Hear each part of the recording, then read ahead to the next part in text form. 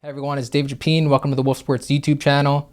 In this video, we're going to cover a topic that's been pretty aggravating if you follow the NFL closely and the NFL draft closely.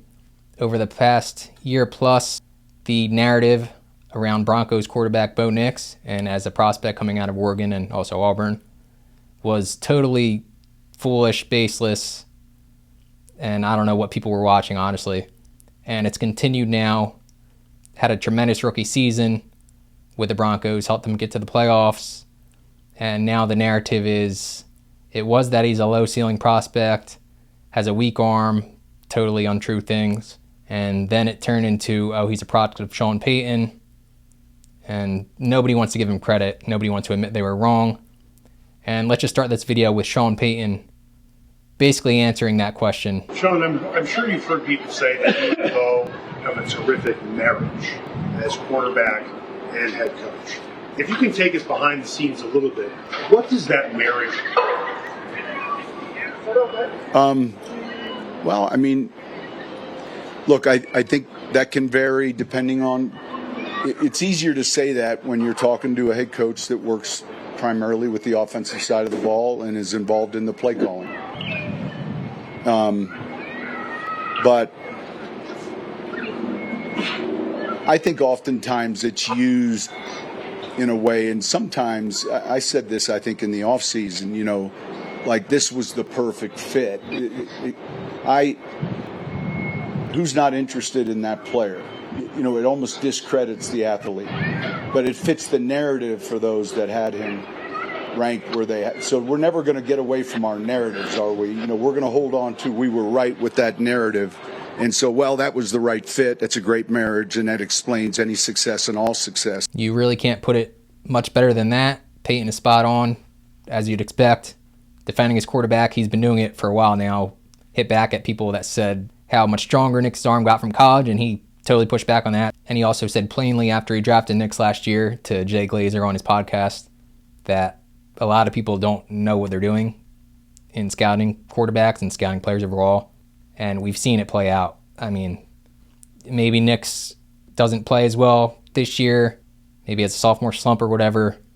But the narrative and the things people were saying about having a weak arm, that was just not based in fact. And you can say what you want, what you think of him as a player, but to say he has a weak arm is just inaccurate and false. There are plenty of examples to go over. I want to start by jumping into some film and clips that show the narrative was totally wrong, focusing on Nix's arm strength, but it leads to everything they were saying about him as a prospect. Just people didn't know what they were talking about. It's not the first time we've seen this. We can maybe go into that later, but let's jump into the film first. On this play here, Nix rolls out to his right, and on the run, this is what he did a lot last season, a total strike on the run. It's in traffic a little bit, but he has enough arm strength, he knows it. The experts, so-called experts, didn't know, but he knew it, got enough arm strength to get throws in there. Another one on the run, this one actually didn't count because of a penalty, I believe it was. But in the red zone, tight area, tough to get the ball in the end zone. And he rolls out, effortless, throws it in. Really, it's a one-by-one area and fits it in there with the defender in tight coverage. And Nix knows how to give his guys opportunities to make plays. There are some subtle ones, too, that people miss. This one, a Matthew Stafford-like dart on the back shoulder of his receiver, again, in the red zone, in the end zone, where things get tight. Flat-footed, more than enough arm strength, doesn't need to step into it. Here against Oregon State, he knows how to layer the ball too. It's not just having a strong arm, which he has. It's being able to layer it, get it over defenders underneath, and he does it accurately. There's this other play, same game against Oregon State, rolling right, and bombs it downfield to Troy Franklin, opposite hash. The hashes are longer in college too. Opposite hash gets it there pretty easily, accurately. That's certainly not a lack of arm strength or arm talent. This one to Tez Johnson. A lot of people just don't notice, I guess. Subtle, but Nix's feet appear to be off the ground while driving the ball to Johnson. Basically a mini jump throw we've seen from top gunslingers like Aaron Rodgers. Did the critics just miss plays like this? So low ceiling prospect, weak arm. Did people watch him at Oregon? Did they miss his play? He's making plays like the top quarterbacks like Mahomes, Allen, Jackson, Stafford with his arm talent. Make like this Houdini type play he made at Oregon. At Auburn, he had one of the top highlight touchdown throws of the past couple of decades. Nix trying to make magic. Still on his feet, and then chucks it to the end zone. And then throws at the next level. He had the longest touchdown throw of the season last year. Total bomb to Marvin Mims Jr. in that awesome back and forth game with the Bengals on the Saturday standalone window, where I think a lot of players watched that and like, what were the media talking about? Biggest NFL game he's played in, 1st and 10. Good time. McClinchy a block. Going deep. Oh, he's got him. He's got Mims. Touchdown. To tie the game at the end of regulation, do or die play, rolled out and gives Mims a shot. Again, he gives his players opportunities to make plays. That's Burton next to the quarterback, Nix. 4th and 1. Anarumo saying, get over the top of Sutton. Burton the block. And Nix will throw it. It is caught. Touchdown. This one was earlier than the Bengals game. Nix threw a total rocket on Monday Night Football. Perfect accuracy in tight coverage. 3rd and 11. Down the middle. Mims. He's gone. Touchdown, Denver. Pretty much lit it up. 3rd most touchdowns by rookie in NFL history. Had a bit of a slow start. Overcame that and played about as well as anyone. I like to watch the film, not rely too much on numbers, but when you're mentioned with guys like Aaron Rodgers, Tom Brady. So yeah, again, Nix, 3rd most touchdowns for a rookie in NFL history. Played outstanding. And the talk is from the people that doubted him in the pre-draft process and don't want to let go of their narratives is, he played solid. He did okay. Or that, as Payton hit on and was asked about, how his situation was perfect. And it's funny, you never hear about, Patrick Mahomes, he landed with Andy Reid and a stacked Chiefs team, had a prime Tyreek Hill, prime Travis Kelce. You don't hear any of that. You never heard any of that with Mahomes.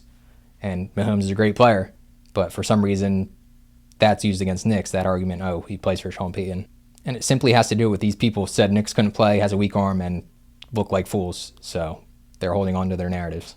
Even if the situation in Denver is the best in the league, which is not, the haters don't want to give him credit for beyond just his arm strength, for how he's super accurate, takes care of the ball, elevates his teammates, never fumbles, can make plays on the run, most yards last year on throws on the run in the league.